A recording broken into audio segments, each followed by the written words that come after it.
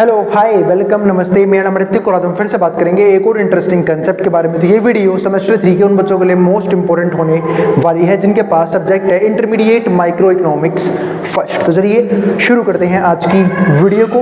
और subject code आपका रहने वाला है BECC 105 और लेसन नंबर 4 की हम बात करते हैं कि यूनिट नंबर 4 के ऊपर हम बात कर रहे थे जिसका नाम क्या था, choice under uncertainty and intertemporal choice. और इस कंप्लीट सीरीज के नोट्स भी ऑलरेडी प्रिपेयर हो चुके हैं with important question answer PDF। जिन बच्चों को नोट्स परचेज करने हैं वो इस नंबर पर जाए 9667836336 यहाँ पे व्हाट्सएप करके नोट्स भी ले सकते हैं। अब हम चालू करते हैं आज का कंसेप्ट।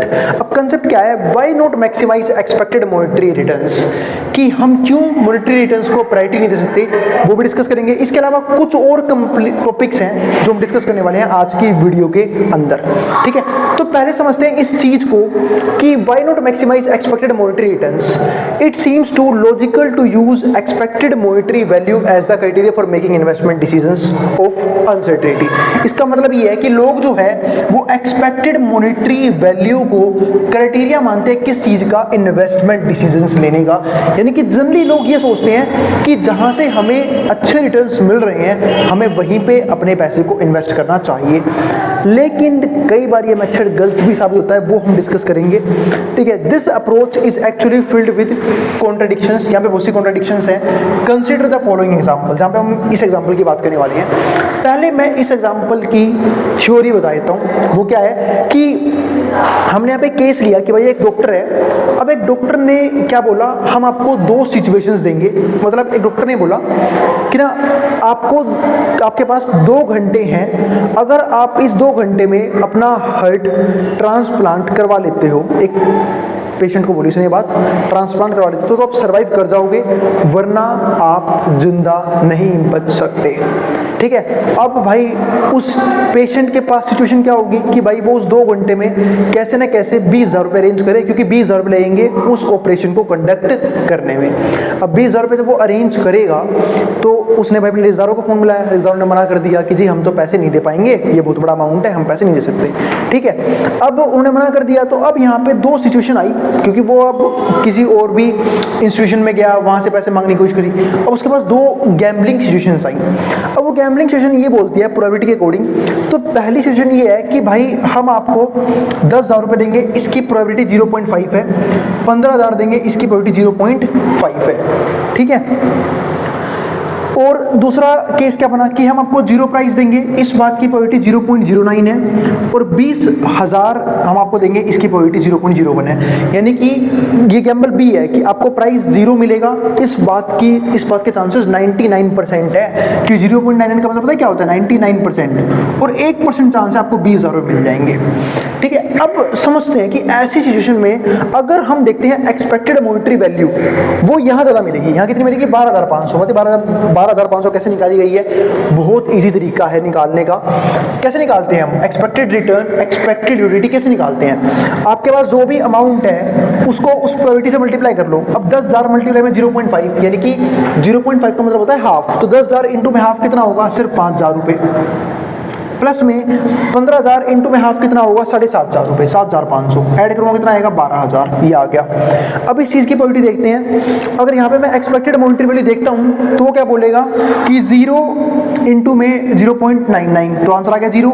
और 20,000 इंटू में 0.01, ये बनेगा 200। यानी कि एक्सपेक्टेड मॉनेटरी वैल्यू 200 रुपये है। यानी कि रिटर्न कितने मिलने वाले, 200 रुपये मिलने वाले हैं। यानी कि हम जब भी किसी भी अनसर्टेनिटी को प्रोबेबिलिटी निकालते हैं तो हम एक्सपेक्टेड प्रोबेबिलिटी की हेल्प लेते हैं। अब हम समझते हैं कि एक्सपेक्टेड प्रोबेबिलिटी फेल भी हो सकती है। वो क्या बोलेगी कि जो भाई तुम्हें ये वाला केस चूज करना चाहिए, क्योंकि यहाँ पे 12,500 मिलेंगे और यहाँ पे कितने मिलेंगे, मात्र 200 रुपये, ठीक है। अब यहाँ पे एक चीज और समझते हैं, ठीक है। बाहर के उसको थोड़ा इग्नोर कर देना, 1 मिनट वेट करना पहले, 1 मिनट। हाँ, तो हम क्या डिस्कस कर रहे थे, तो मैं आपको एक चीज समझा रहा था यहाँ पे कि यहाँ पे 200 रुपये मिलेंगे और यहाँ पे 12,500 रुपये मिलेंगे। कैसे मिलेंगे समझा भी दिया। अब लेकिन दिक्कत क्या है कि जो एक्सपेक्टेड यूटिलिटी है वो ये बोलेगी कि आपको ये वाली जो गैम्बल ए है वो चूज कर लेना चाहिए, क्योंकि यहाँ पे रिटर्न्स ज्यादा है as compare to gamble B, ठीक है। लेकिन अब यहाँ पे दिक्कत पता है क्या आती है कि भाई वो पर्सन जो है वो मात्र 2 घंटे के लिए जिंदा है फिलहाल के लिए, अगर उसे 20,000 रुपये ना मिले तो है ना, क्योंकि 20,000 की नीड है उस ऑपरेशन को या फिर उस सर्जरी को कंडक्ट करने के लिए, और अगर 20,000 ना मिले, उससे थोड़ा सा भी कम मिले तो सर्जरी फेल हो जाएगी, उसकी सर्जरी नहीं होगी तो जिंदा ही नहीं बचेगा। ठीक है, तो ऐसे केस में लोग बोल रहे हैं कि ये वाला केस चूज कर लेना चाहिए, लेकिन इस वाले केस में आप अगर दोनों प्राइस को देखो तो 10,000 मिलने के चांस 0.5 है, 15,000 मिलने के चांस 0.5 है, लेकिन दोनों केस में पेशेंट का मरना तय है ना, कि अगले 1 घंटे तो मर लेगा। क्यों? तो इसका मतलब क्या है कि यूटिलिटी ऑफ रूपी क्या हो गई, 0, कि भाई जो भी पैसा उसे मिला उसका क्या करेगा, वो तो बता ही नहीं उस पैसे को एंजॉय करने के लिए, तो यहाँ पे तो खत्म। लेकिन यहाँ पे फिर भी एक चांस है, क्योंकि यहाँ पे 20,000 रुपये मिल रहे हैं, यहाँ पे फिर भी 1% चांस है कि उसे 20,000 रुपये मिल जाए और उससे उसका ऑपरेशन हो जाएगा और वो जिंदा बच जाएगा, है ना, यानी कि अपनी लाइफ को इन फ्यूचर एंजॉय कर सकता है। तो इसका मतलब अगर हम देखते हैं एक्सपेक्टेड मॉनेटरी रिटर्न्स को, तो वो कंसेप्ट इस केस में तो फेल हो रहा है। और इस केस में फेल क्यों हो रहा है? क्योंकि इस केस में मॉनेटरी वैल्यू भले ही ज़्यादा मिल रही हो, बट वो पर्सन जिंदा ही नहीं बचेगा इसको एंजॉय करने के लिए। और यहाँ पे कितनी मिल रही है? यहाँ मिल रही है भले ही 1% चांस है, पर यहाँ फिर भी उसके जिंदा रहने के चांस बचते हैं, यानी कि वो पैसा उसके लिए क्या होगा, वर्थ इट होगा, यहाँ पे क्या होगा, बेकार होगा। तो एक्सपेक्टेड मॉनेटरी वैल्यू यहाँ पे 200 रुपये है, एक्सपेक्टेड यूटिलिटी कितनी है, 0.01, और यहाँ पे एक्सपेक्टेड यूटिलिटी कितनी है, 0। क्यों? क्योंकि वो एंजॉय ही नहीं कर पाएगा उस पैसे को।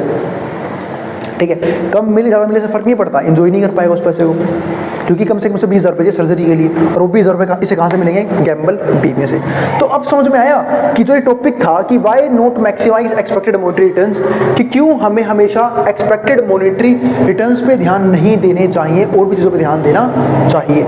जैसे कई लोग बोलते हैं कि भाई सारा पैसा सेव करके उस पर लगा देने से इन्वेस्टमेंट कर देनी चाहिए, या फिर इन फ्यूचर के लिए इन्वेस्टमेंट, बहुत लॉन्ग टर्म के लिए इन्वेस्टमेंट। तो मेरा मानना है कि कंजूसी भी एक लिमिट में, ठीक है, और खर्चा भी एक लिमिट में, कि ऐसा भी नहीं कि सारा पैसा बचा रहे हो कि बिल्कुल सेव कर रहे हो, इन्वेस्ट कर रहे हो, तो भाई उसका बेनिफिट फ्यूचर जनरेशंस को मिलेगा, आपको नहीं मिलने वाला, नहीं मुझे मिलने वाला अगर मैं सेव कर रहा हूँ सारा पैसा तो। हाँ, लेकिन सारा फिजूल खर्चा कर रहा हूँ तो फाइनेंशियल बर्डन जो भी आएगा फ्यूचर में मेरे ऊपर ही आएगा, है ना, यानी कि हमारे ऊपर ही आएगा। तो ऐसे केसेस में हमें आइडियल अमाउंट खर्च करना चाहिए, आइडियल अमाउंट सेव करना चाहिए, ताकि फ्यूचर में हम उस चीज़ का बेनिफिट भी ले पाएँ। तो वही चीज़ें ये दिखाता है कि हमेशा एक्सपेक्टेड मॉनेटरी रिटर्न्स अगर ज़्यादा आ रहे हैं तो वो केस बढ़िया ही हो, ये जरूरी नहीं है। यहाँ पे मैंने आपको इसका एक एग्जांपल देके समझाया, उम्मीद है आपको एग्जांपल पसंद जरूर आया होगा, ठीक है, और समझ में भी आ गया होगा, है ना। इसी बात पे भाई वीडियो को लाइक कर देना और चैनल को सब्सक्राइब कर देना, खासकर वो बच्चे जो इस वीडियो को कॉलेज अड्डा पे देख रहे हैं। इग्नू अड्डा का लिंक मैं डाल दूंगा डिस्क्रिप्शन में, अब वहाँ पे जाके उस चैनल को भी सब्सक्राइब कर सकते हो और उस चैनल को भी सपोर्ट कर सकते हो, ठीक है। और फ्यूचर में ये वीडियोस इग्नू की हैं तो उसी चैनल पे रहेंगी, यहाँ से मैं इसे क्या कर दूंगा, प्राइवेट कर दूंगा, ठीक है। अब देखते हैं आगे आने वाले कंसेप्ट, आगे आने वाले टॉपिक। अगला पॉइंट हमारे पास यहाँ पे क्या आता है, अगला point the von Neumann Morgenstern VNM expected utility function. अब ये हमारे पास एक बुक है, इनकी एक बुक है the theory of games and economic behaviour, कि गेम्स की थ्योरी और इकोनॉमिक बिहेवियर कैसा कहता है। तो John von Neumann and Oskar Morgenstern developed mathematical, और भाई प्रोनाउंसिएशन अगर गलत कर दे तो इग्नोर कर देना, ठीक है, नाम अजीब से रखते हैं तो ये अंग्रेज, ठीक है। डेवलप्ड मैथमेटिकल मॉडल्स फॉर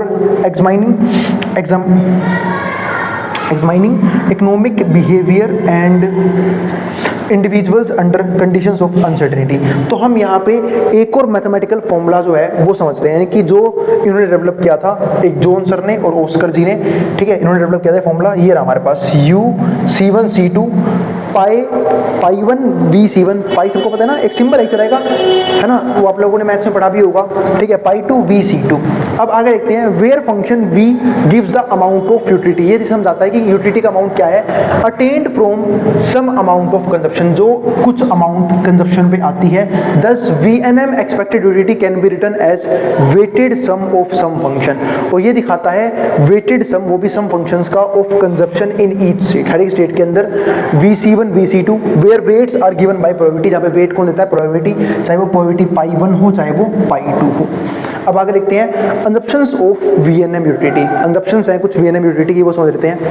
पहला पॉइंट क्या आता है, कंप्लीटनेस एंड ट्रांजिस्टिविटी, कंप्लीटनेस एंड ट्रांजिस्टिविटी, कि भाई वो कंप्लीट होना चाहिए और ट्रांजिटिव होना चाहिए। दूसरा कंटिन्यूटी, मतलब वो चीज़ जो है ना कंटिन्यूटी होनी चाहिए, मतलब एक प्रेफरेंस से दूसरे प्रेफरेंस पे, एक्स प्रेफरेंस से वाई पे, वाई से जेड पे, इसको बोलते हैं कंटिन्यूटी। तीसरा इंडिपेंडेंस, इंडिपेंडेंट रहेंगे एक दूसरे से, उसके बाद अनइक्वल प्रोबेबिलिटी रहेगी उनकी, और कंपाउंड लॉटरी। इसका जो मेन फॉर्मूला बनेगा वो ये बनेगा यूएल P1 प्रोबेबिलिटी UX1 की, P2 UX2 की, और लास्ट में PN UXN तक। मतलब जितने भी हमारे प्रेफरेंसेस सब यूं के यूं चलते रहेंगे, और वहां से हम निकाल देंगे अपने एक मेन यूटिलिटी। तो ये हो गया हमारा यहाँ पे ये एक छोटा सा फंक्शन यूटिलिटी का समझा दिया। अब एक मात्र छोटा सा टॉपिक रह गया है, रिस्क अवर्जन एंड इंश्योरेंस। अब ये चीज समझ लेते हैं। हम सब एक चीज जानते हैं भाई, यहाँ पे एक बात है, रिस्क अवर्जन और इंश्योरेंस दोनों में क्या होता है, गैम्बलिंग होती है। अब रिस्क अवर्जन और इंश्योरेंस की जरूरत क्यों है? क्योंकि जनरली रिस्क अवर्ज लोग सबसे ज्यादा इंश्योरेंस करवाते हैं। मैंने आपको एक टॉपिक समझाया था, जहाँ पे मैंने समझाया था कि रिस्क तीन तरह के होते हैं, तीन तरह के लोग होते हैं, मतलब रिस्क एटीट्यूड वाले तीन तरह के लोग होते हैं। एक होते हैं रिस्क न्यूट्रल, ठीक है, जो इंडिफरेंट हो जाते हैं, यानी कि जो डिफरेंस ही नहीं कर पाते रिस्क में और रिस्क फ्री में, ठीक है। कुछ होते हैं रिस्क अवर्स लोग, जिनको रिस्क लेना बिल्कुल पसंद नहीं होता, यानी कि इतू सा भी रिस्क नहीं लेते, वो अपनी लाइफ में हर तरीके से अपने आप को सिक्योर रखने की कोशिश करते हैं। और तीसरा होता है रिस्क प्रेफरिंग या फिर रिस्क लविंग पीपल्स, जिनको रिस्क लेना पसंद होता है क्योंकि वो हायर ग्रोथ की तरफ जाते हैं, उन्हें चाहिए होता है हायर रिटर्न्स हर चीज में। तो वो अपनी यूटिलिटी को, अपने रिटर्न्स को, अपनी इन्वेस्टमेंट को बढ़िया जगह रखने के लिए रिस्क लेते रहते हैं अपनी जिंदगी में अलग अलग प्रकार के। लेकिन मेनली जरूरत किसको है रिस्क से बचने की, इंश्योरेंस की? जो रिस्क से बचना चाहते हैं, जिन्हें रिस्क बिल्कुल पसंद नहीं है, यानी कि अगर वो बिजनेस कर रहे हैं तो बिजनेस का इंश्योरेंस होना चाहिए, अगर वो व्हीकल चला रहे हैं तो व्हीकल का इंश्योरेंस होना चाहिए, चाहे वो गाड़ी हो, बाइक हो, कोई भी चीज वो कर रहे हैं। अगर कोई किसान क्रॉप उगा रहा है उसको उसका इंश्योरेंस चाहिए, ताकि अगर कोई भी दिक्कत आए तो भाई इंश्योरेंस कंपनी पे कर देगी। इसे बोलते हैं रिस्क अवर्जन पीपल, जो अपने आप को हर तरीके से इंश्योर्ड रखने की कोशिश करते हैं कि किसी भी तरह की फाइनेंशियल प्रॉब्लम आए तो मेरे पास उसके लिए सॉल्यूशन होना चाहिए इंश्योरेंस के तौर पे, ठीक है। उसको यहाँ पे क्या बोलते हैं, रिस्क अवर्जन बोलते हैं, ठीक है। तो कहीं ना कहीं इंश्योरेंस जो है वो इनके लिए बेनिफिट का काम करता है। फॉर एग्जांपल बहुत से लोग जो हैं वो अपनी लाइफ को लेके भी इंश्योरेंस करवाते हैं, और जो कि मैं मानता हूँ कि ये दो इंश्योरेंस सबको करवाने चाहिए और बहुत इंपॉर्टेंट इंश्योरेंस होते हैं ये, चाहे वो लाइफ का हो चाहे वो हेल्थ का हो, क्योंकि ये दोनों ही इंश्योरेंस कहीं ना कहीं अगर ना हो किसी फैमिली के पास तो फाइनेंशियली फैमिली को किसी भी स्टेप पे फ्यूचर में वीक कर सकती है।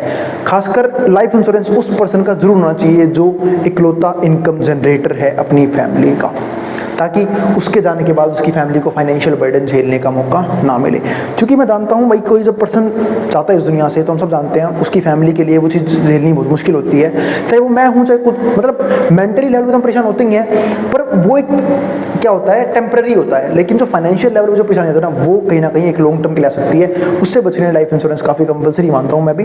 तो रिस्क अवर्जन एंड इंश्योरेंस, तो हमने इंश्योरेंस की बात कर ली। तो ये लोग जनरली रिस्क से बचने इंश्योरेंस करवाते हैं, और ये सिर्फ ऐसे आपको इसमें एग्जाम्पल देता हूँ, इसमें गैम्बल करते हैं हम लोग, है ना। जनरली मान लो कि मैंने इंश्योरेंस करवा रखा है अपना, ठीक है, और मान लेते हैं मेरा 1000 रुपये प्रीमियम जाता है, मेरा टर्म इंश्योरेंस है 1 करोड़ का, 1000 रुपये मेरा प्रीमियम जाता है, ठीक है, सिर्फ इस चीज़ के लिए। अब अगर मैं इस 1000 रुपये की बात करता हूँ तो क्या मैं 1000 रुपये पे करना चाहता हूँ? तो इच्छा तो नहीं होती, पर किसके मारे पे करता हूँ? डर के मारे कि अगर कल को मेरी फैमिली में मुझे कोई दिक्कत होती है या फिर मैं मेरी फैमिली मुझ पर डिपेंडेंट है वो भी फाइनेंशियली, तो क्यों ना मैं उन्हें एक इतना अमाउंट तो दूं जिससे वो एक लॉन्ग टर्म में फाइनेंशियल सर्वाइव कर सकते हैं, ठीक है। तो उसके लिए इंश्योरेंस को हम क्या मानते हैं? कंपलसरी मानते हैं। ऐसे लोग भी हैं जो घरों का इंश्योरेंस करवाते हैं, घर में भाई जिन्हें डर लगता है कि ऐसा ना हो घर में आग वगैरह लग जाए, घर टूट जाए, घर में कोई दिक्कत आता है तो उसका पैसा कौन कवर करेगा? इंश्योरेंस कंपनी कवर करेगी।